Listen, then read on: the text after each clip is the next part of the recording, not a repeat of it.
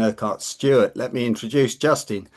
Justin is a prolific media commentator, particularly on the BBC and other channels. He started the investment company Seven Investment Management, which has been hugely successful, and Justin left that a few years ago. I first met Justin when he came back from Uganda with some shrapnel in his leg because he was working for Barclays and Idi Amin was after him, but he just got out in time. Justin, welcome to Monday Night Live. Thanks for coming back and joining us again. Justin, tell us what's going on in the world at the moment because I don't understand it. And will I get any oil? Will I get any food? Will I get any drugs over the next few months? It is that old line, isn't it? You couldn't make it up. You really couldn't. You actually, in the morning, what has he said overnight? This person who's completely out of control. And you just join the dots of what he's been doing over the past few years. Of course, in his first term, he had sort of guardrails around him in a few reasonable generals. Remember, right at the end of it, made sure that any instructions put out regarding the military had to go via them first and not to obey directly the president. But of course, on his second term, got rid of all those people and made sure he now has surrounded by the Secretary of Defense or War, whatever he's supposed to be, is just a laughable idiot. My apologies to American chums, but I mean, no matter what what nationality you are, that is just stupid. And then if I have to put up with that amazing picture he's put together today of some AI work of him apparently being the Messiah. And this man is off his rocker. The trouble is off his rocker, but fully armed and extremely dangerous. So for all of us in the rest of the world, we just have to watch and wait what goes on. But you should learn from history. Playing with the Persians, the Parthians, the Iranians, whatever you want to call them. I was looking back at some notes, and 350 BC, the Achaemenid Empire. Some of you very could remember the latter part of that. Actually, then also closed off the Straits of Hormuz and put in a toll system for it. So there's nothing new about that. And in fact, the last people to put a toll system in was one of the sultanates near close to Oman who put a toll system in, which was run by the British. Good God. So I'm afraid we're to blame for that one as well. So we've now got, certainly in West London, two straits. We've got the Straits, obviously, Hormuz to worry about, but more locally here, a serious difficulty, the Straits of Hormuz, because of a distinct shortage of humus here, and that's causing a certain level of difficulty around Turnham Green, some panic buying of that. So all straits to be concerned about. I guess we should be concerned about the North Sea as well, with sort of Russian submarines hovering over in that direction. Yes, it's always nice to know our Navy could actually turn up to do it. I just saw one of the figures that Virginia kind of dug up for me. We have 143 admirals and 65 ships. Brilliant. So that should be able to scare everybody else off. Remember, we've got two aircraft carriers, but not enough aircraft. And even if we did have the aircraft, we don't actually have the trained pilots. Again, this is just really quite remarkable. And so the defence budget now also has a £20 billion hole in it, which no doubt would be like one of the ships probably as well. And then the dear old HMS Dragon has to be pulled out of a repair shop, sent over to Cyprus, whereupon it probably has to go into repairs again because the thing broke down. Brilliant. So how stupid could we actually look? The only good news I've got is the agreement to hand over the Chagos Islands isn't going to go through for the time being, as that piece of utter ludicrous behaviour because of our stupid Prime Minister will not be able to be passed for the time being. So have that maybe some common sense might finally break through on that one. Although I suspect the poor old Chagosians themselves won't be allowed back. Even though they've actually set up a government in exile. Well, at least one of them has, but that's probably the other member of the population. Well, we better turn it into some positive news. So while all this is going on, the stock market seems to still be rising a little bit, doesn't it? Well, it certainly hasn't panicked, has it? Which is quite remarkable because this is, as we all know, it's not just about oil and gas. It's all those other things which have an impact, whether it's urea in terms of fertilizer, and that fertilizer production is vital for places like Thailand and India. And then you've got the issues with regard to aluminium and all sorts of other elements. So, and it's not just what is produced there, it's the knock-on effect elsewhere around the world. You are going to be seeing a global slowdown. You're going to be seeing some global inflation. And if you want some good news at the moment, surprisingly enough, the global economy is still going. It isn't actually shrinking, but I'm afraid the outlook is not going to be positive at the moment. So I'll be telling everybody to hold hard and be looking for longer term in their investments. But also, remember, for those who are traders and quite like good bits of volatility, you find a good quality liquid stock to have, preferably something like an exchange traded fund or something like that. And you'll be seeing over the next few months some extremely erratic movements. And with your amount of your investments, which is your, as it were, investment play money, no more than that, not the pension, please, you'll be able to actually pick up, I think, some very interesting assets at knockdown prices. But it's going to be a bet because you don't know how bad this is actually going to get yet. This is not just a mad president having a go at Iran. It's the interlocking all of that with what's happening in obviously in Ukraine. The issues regarding operating domestically in China as well, the concerns there. So I'm afraid the global outlook is distinctly poor. So I suspect markets are going to get weaker before they get stronger. But you can tell the attitude at the moment. Any slight hint of good news that the fact there are talks going ahead, and the markets will bump back up. It's when you start seeing no reaction to that, that's when you start seeing the nerves really getting into the market. So it's not there yet. So now is the time to be very careful, be suitably circumspect, sit on your cash for the time being, and as I say, your trading money, be able to use that. And the definition of trading money, you can afford to lose it without bursting into tears. But the rest of it, you look at long term for those areas that everyone's still going to be needing. And remember, your returns on that is going to be through compounding of the returns of your dividends you're getting through it. So if there's old-fashioned news, well, I'm afraid that's sort of thing we have to try and rely upon at the moment. But no, be positive on the basis you're still going to have opportunities for trading in this. But to say it'll be for the no, not brave, that's just being stupid about it. If those people are willing to actually make sure they ring-fence a certain amount of cash, they've got something to easily trade themselves, it's got a high level of liquidity to it, and wait for that price to drop out. And we'll see when that comes through. You'll see a sudden drop, and you'll hear a lot of the market sucking through their teeth, so suddenly saying, "Ooh, we're not sure what's happening now." That'll be the time when it actually will start looking quite attractive. So when would be a good time to invest in a global stock? What you always tell us to invest in. Should we be doing that now, or should we be hanging on for a bit? Well, if you're a long-term investor and you're just feeding money in, when is the best time to invest? The answer is most of the time, and you just get a good average price because you're investing on a regular basis and you're getting the highs and the lows. Most of us probably aren't in that position now. So what you therefore need to do is, say, separate out your longer-term pension money, which hopefully is designed to give you a level of protection in there and be able to not, it'll still react short-term, but you don't react short-term to it. So it is when you're looking at the key assets that you follow, the ones you really understand about, and you see that they're priced at the wrong level, then you can actually go in and use your benefit there, use your knowledge there. And for the past year, there's been stunningly obvious areas to look at. It didn't take too much of intelligence to work out that probably defence stocks might be quite worthwhile. So anything related to that, there's going to be guaranteed demand. Every single country is going to be actually now looking at its defence policies. Of course, actually, what is so fascinating is actually, remember 4 years ago when we were first dealing with the concerns over Ukraine, and so us pompous Westerners saying, "Don't worry, we'll train your Johnny chaps out, be able to have to fight in a battle, what to do." 4 years later, they're teaching us how to actually fight a new type of war involving not just drones but other levels of automation, which of course we haven't had. Or we've had some levels of automation, but Britain can't afford to fire its wretched missiles. And even so, it turns out we've probably got the wrong type anyway. So it's going to have to relearn a lot of this. The way of operating warfare at the moment has changed radically. And so your big capital ships are probably, well, rather good targets rather than anything else at the moment.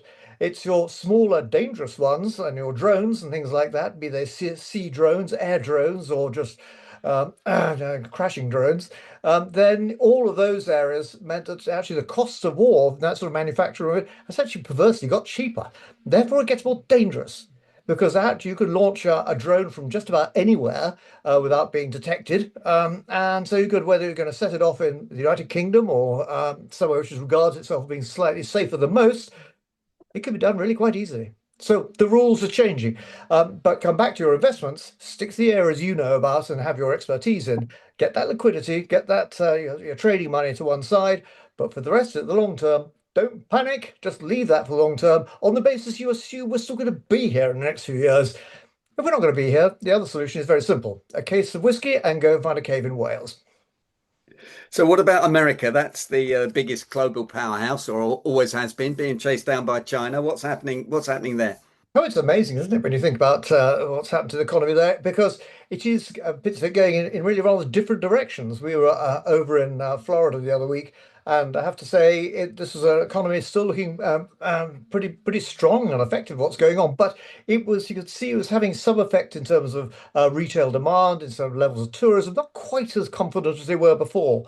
And of course, one of the issues that the president has done, which I thought was quite remarkable, the discussions with Carney in Canada.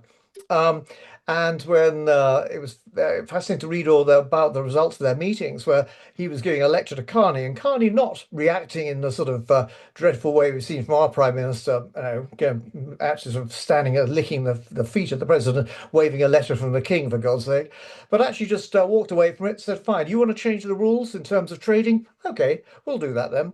Because all those supply chains you've got well-developed supply chains for car manufacturing, for provision of agricultural elements, which are absolutely crucial, and as well as actually for gas as well. If you want to move those well-dug, highly efficient structural supply chains at your own peril. And of course, what Carney's been doing, so okay, you want to do it? I'll do a deal with China. I'll deal with you with the European Union. They need all these things, even if you don't. Once you break those long-term supply chains which have been put in place very carefully, it's very difficult to put back again. If you break the piping, not literally the piping, break the system, it looks good, doesn't it, to be brave and great bravado over it. But it's a bit like looking at the assistant of the Sorcerer's Apprentice. Remember that film with Mickey Mouse in? The person, Mickey Mouse being the Sorcerer's Apprentice, thinking behave like the sorcerer, causing utter chaos without realizing, of course, he has no idea how to manage the end of it. So we have the Sorcerer's Apprentice there, creating this chaos and no idea what to do. And of course, the people around him, I'm afraid, don't give me any confidence that they are any better at it. In fact, I'd say they're probably worse than the lot we had before with his first administration. So Carney's standing up to a bully, as actually Iran's doing in a way, aren't they? And that's very interesting. You met Carney. Tell us about that. You met Carney on the Central Line once, didn't you? On his first day at work, you would have thought actually as as head of the Bank of England, to send a car to go and pick him up. No, he actually was on the Central Line and going off to Bank Station. And I was sitting opposite him, sort of my nose stuck in the FT, and I peered over the top. I thought he looked vaguely familiar, and suddenly twigged after two stops that yeah, that is Carney. Anyway, so I wasn't going to embarrass him with any conversation then or there, but went up the escalators with him, and it's quite obvious when he got to Bank Station he couldn't find his way out. So then I did say, actually, excuse me, sir, but actually, I think you'll find the Bank of England's over this way, and come out and deal with that, and do your best for us, please. Please don't try and cock it up. He said, I'll do my best, my dear fellow, and I do like the socks. So I'm afraid that hardly was the most riveting of all meetings to have on a tube station. But anyway, that was my only conversation with him. Not that interesting. Were you surprised he became Canadian Prime Minister and stood up to our friends the other side of the border?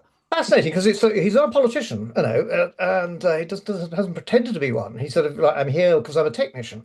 But what it meant was, of course, he didn't react to the political bravado being thrown at him because that doesn't work with him. And so just quietly turning around and just reversing it back and saying, yeah, that's fine. You can do what you want to do, but we'll do what's best for us as well. And of course, again, I suspect the president doesn't really understand what he's done. because the effect of that isn't immediately obvious until you suddenly find that actually when fuel deliveries aren't coming through, when those car parts aren't coming through or significantly higher costs on it, suddenly this is an operation starts showing through after 5 or 6 months. And that's what we're going to be seeing in the rest of the world, because to me, that it's not the concern so much of just oil and gas. All those other key elements of the fact that these are under concern it just put more nerves around the market.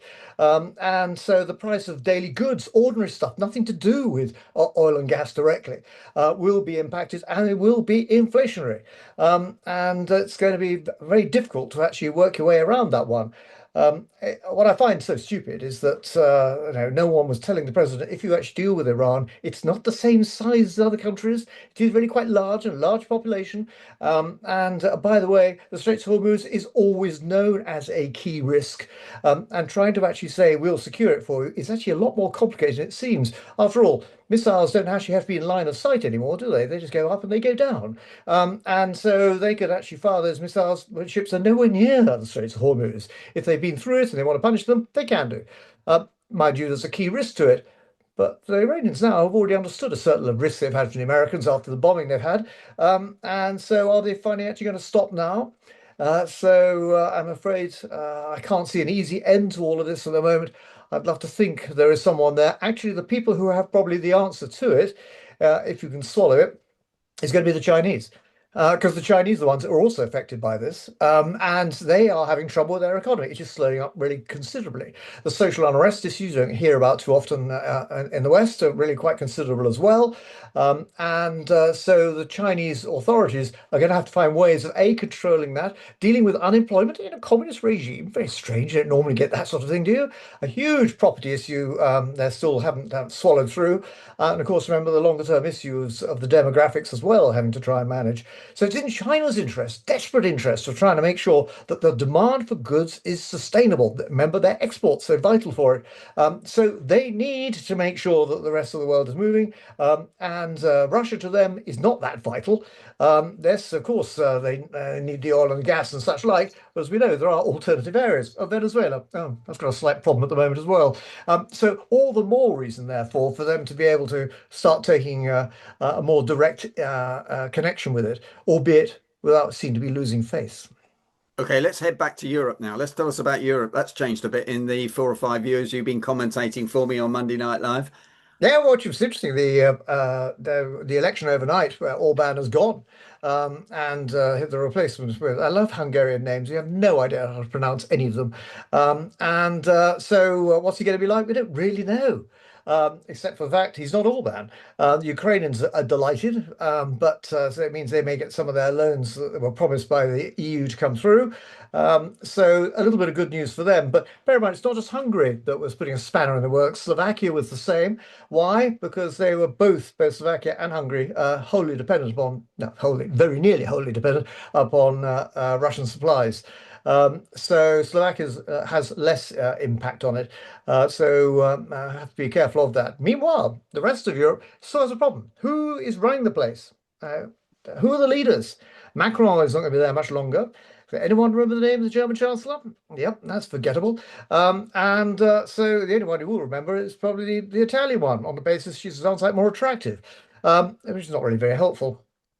So again, where is the demand coming from in Europe? At the moment, you're seeing markets which are economies which are just dawdling. There is no particular drive to it, and you're in a position where most of the leaders don't have a clear way forward as how to try and manage it. Europe is, as ever, you're managing it with your effectively the Commission. You've got bureaucrats running the place. Well, does it mean it's under a better control? I don't really think so. But it means at the moment there's no clear policy to see where the growth comes from for the next stage because of the nerves elsewhere. The key word, as ever with anything in the investment world, is confidence. And not many people have that at the moment. And the Far East. We've talked a bit about China, but has China's ambitions been held back on Taiwan and places like that in the South China Sea?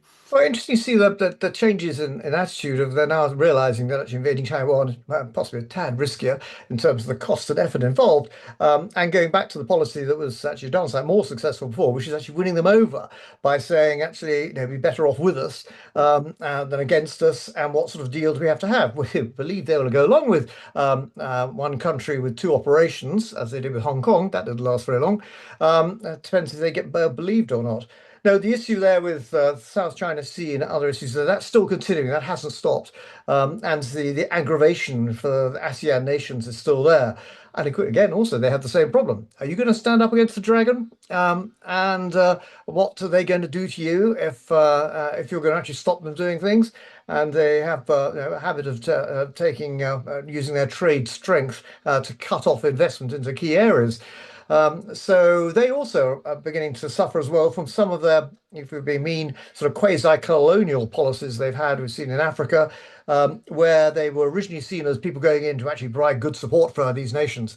Actually, what it meant was actually providing cheap loans, which became, after they weren't being serviced properly, expensive loans to actually transfer of ownership. And so now Chinese has been finding themselves in a position where, yes, happy to do deals, happy to have investors. And I've had certainly two people out of Uganda saying, yeah, as long as they're not Chinese.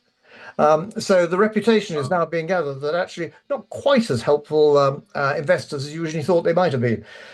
So again, trying to be suitably skeptical there.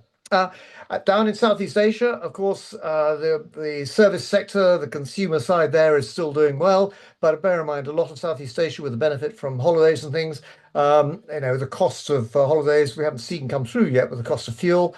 And so they are assuming they're going to be seeing quite significant cuts in it at the moment. And also cuts in terms of saying we're going to be spending less, so therefore cut on the expensive holidays. Come back to that word confidence again. So unfortunately, it's not when in confident, when in doubt, just stay where you are. It's when in doubt, actually do the opposite and go elsewhere.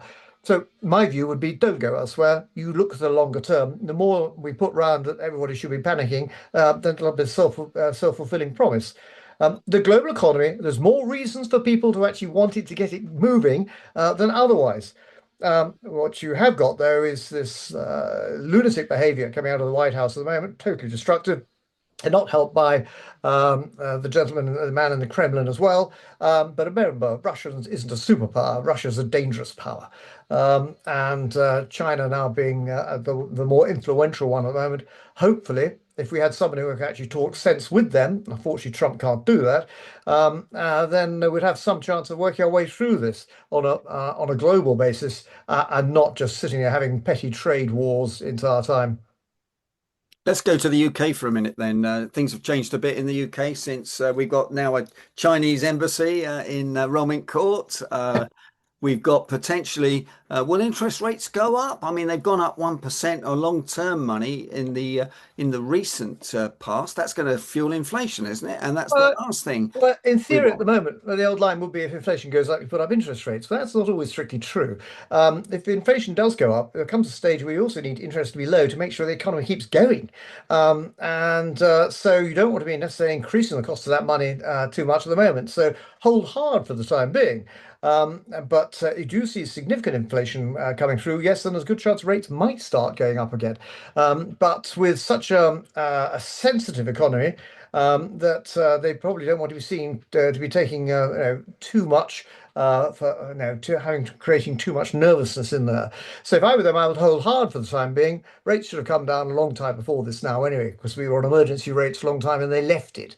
Um, as for growth here, well, we need a government that actually understands where growth comes from. And in Britain, that's primarily coming from smaller companies, the largest employer group in the country, from consumers in terms of the service sector.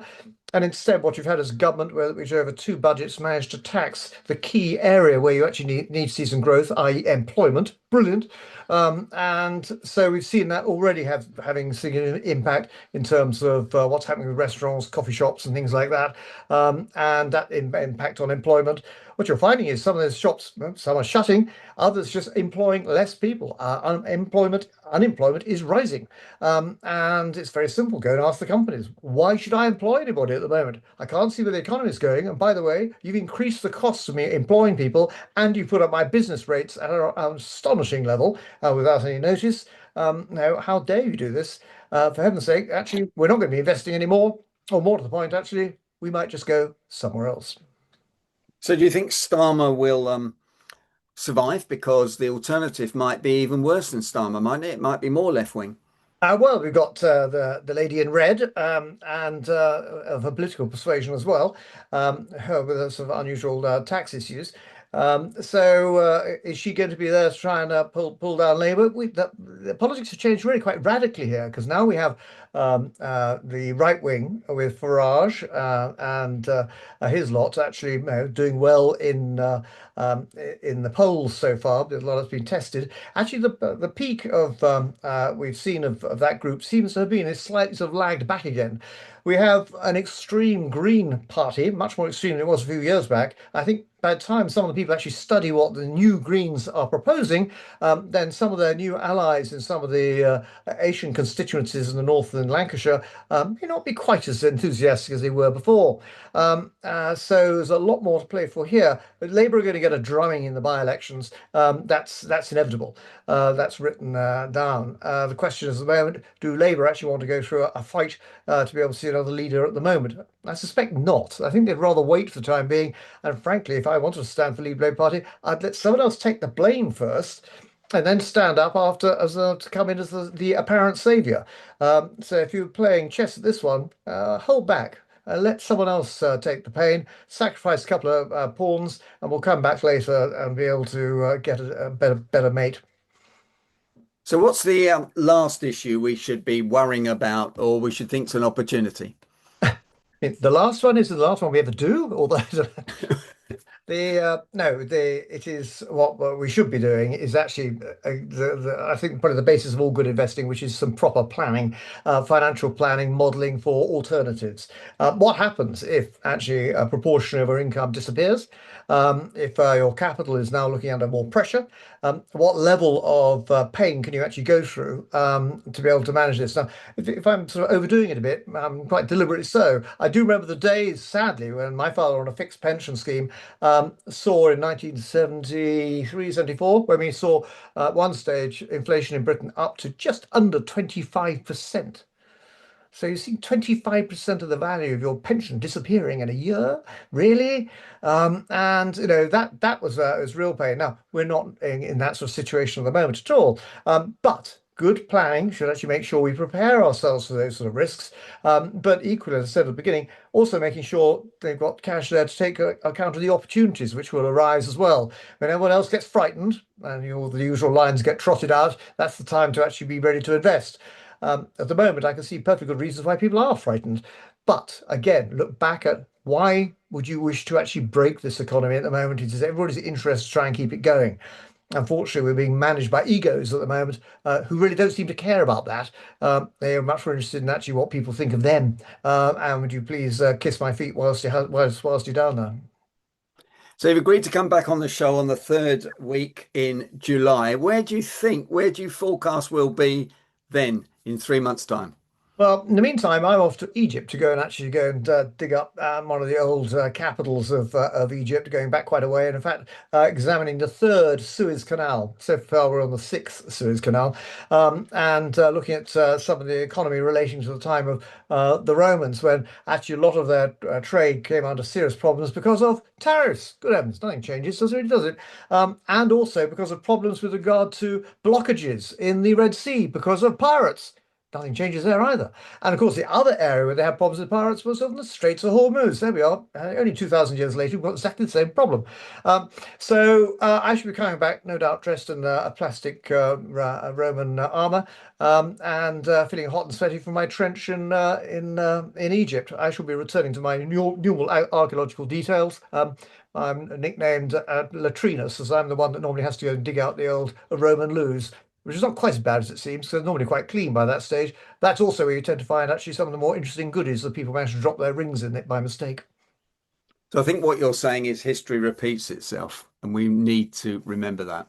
Absolutely. It is quite frightening when you see it. It doesn't necessarily repeat, it echoes. And those echoes are there, and we've got things to learn from it in terms of inflation, all those issues. So all the more reason to try and just be aware of that and therefore think, now, what's the best way of managing our own families around it, our countries around it, and try and propose a way forward for them. There are lots of things that Britain can be doing in the meantime. And something I've been writing about today was taxation. We have an idiotic tax system which has been developed over hundreds of years and is woefully old-fashioned. It's something we're doing now when people are panicking what's happening around the rest of the world is get yourself a bloody decent tax system which actually makes tax more positive to help create things rather than just a total negative the entire time.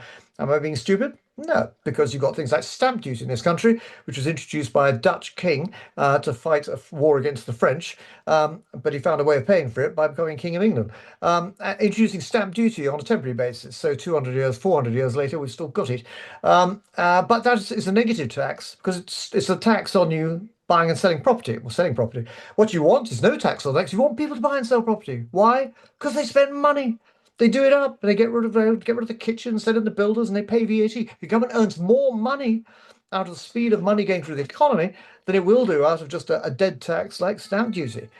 So lots of things we can be doing in the meantime to try and modernise the tax system, and that's without even adopting all the technological issues which can improve it significantly as well. That's one thing Britain has got: 40 significant technological hubs, which is much more than you're seeing in Germany or France. So it really does have the opportunity of developing that further and encouraging more investment into it. But it needs a tax system which is encouraging that investment. It doesn't need government money. What you can do is you can do it by way of guarantees and things like that. So it's not that difficult an issue. However, these ministers and the Treasury advisors don't seem to understand that at all. The reason the Treasury don't understand it because they've changed. Years ago, you joined the civil service, you were there in that department for the rest of your life. Now they've adopted modern HR policies. So you're there for 3 years, and then you go off and join the the Foreign Office or the Pensions Department or something else. So they're very bright, but they don't have the knowledge, the expertise. They've lost the knowledge. So you're having to educate not just the politicians, which is frankly rather odd, tedious, bit of a waste of time, but educate the civil servants as to what's going on because they don't know either. That's when it takes a lot of time. So don't bitch and moan on the outside. Go in there and go and see them and tell them, look, this is how things have worked before. This is how we deal with this. It's not perfect. This is how you can manage it. We need you to be able to take action to be able to help us through it. Justin Urquhart Stewart, thank you for joining us. Can I ask members of Monday Night Live to give you the vote of thanks in the normal Monday Night Live way? Cheers, chaps. Justin, Thank you very much indeed. that was absolutely fantastic. And we'll see you in July when we'll see if your forecasts come true. If they don't, I'll still be in Egypt. Yep. Well, if you are, send us a postcard, won't you, by snail mail, because that's probably the only way we'll get it. Absolutely. I'm just going to close the recording down now, and I hope you'll stay on just for a little while longer. Okay.